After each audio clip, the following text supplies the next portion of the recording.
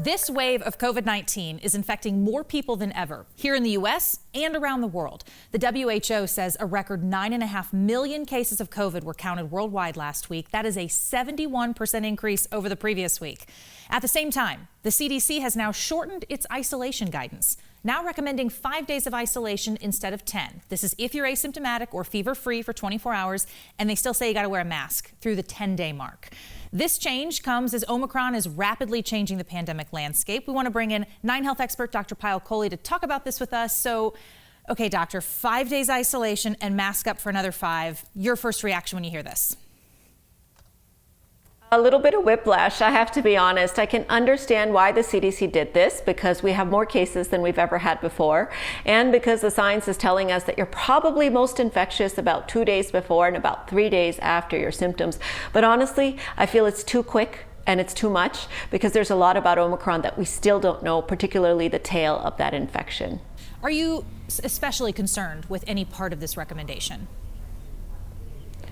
Yeah, two things really bother me about it. The first is that we're lumping everybody together, the vaccinated and the unvaccinated, knowing that the dynamics of the virus inside a vaccinated versus unvaccinated person are very different, meaning their infectious periods might be different. The second is the return to work without testing. I really wish that they had put some testing into it, because personally, I know myself as a healthcare worker, I would not want to be working next to someone who might still be contagious or testing positive, potentially exposing others, such as the patients they're taking care of, to risk. Any idea why the CDC didn't go so far as to say that? Because a lot of people are trying to get these tests to come back. They're hard to come by, but to not suggest that is interesting.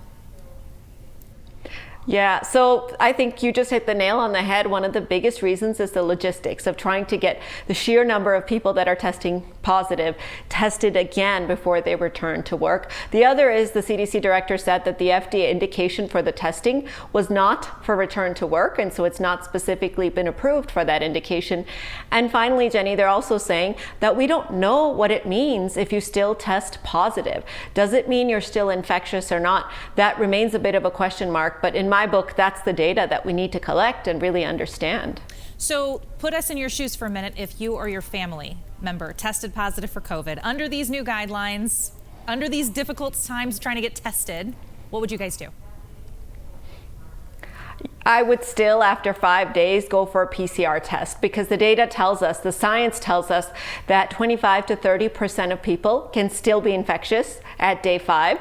We don't know which 25 to 30%. Most likely when your symptoms go away, your viral load goes down, you're not infectious. But with this virus that can spread even in asymptomatic people, I think PCR test that's negative is the safest way to return to work and return to school. My last thought on this, curious if you have any thoughts, is under these guidelines, only 5 days of isolation is also assuming everyone's going to understand that, follow that, wear the mask. Some of this is already hard enough to see people actually implement in general.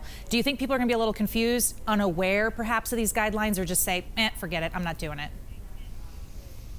I think it's going to create a lot of confusion, and I think already patients have been asking me, when does that 5 day start? Is it when you test positive? Is it when you have your first symptom? Is it when you had your exposure? And as you pointed out, what types of masks should we wear? Are cloth masks sufficient? Should we wear KN95s for those second 5 days that we have to? So many questions that still remain to be answered by the CDC. Okay, well, we really appreciate you weighing in today, trying to help us answer a little bit of what we can, and I hope you can also stay safe and healthy. Thank you, Dr. Kohli.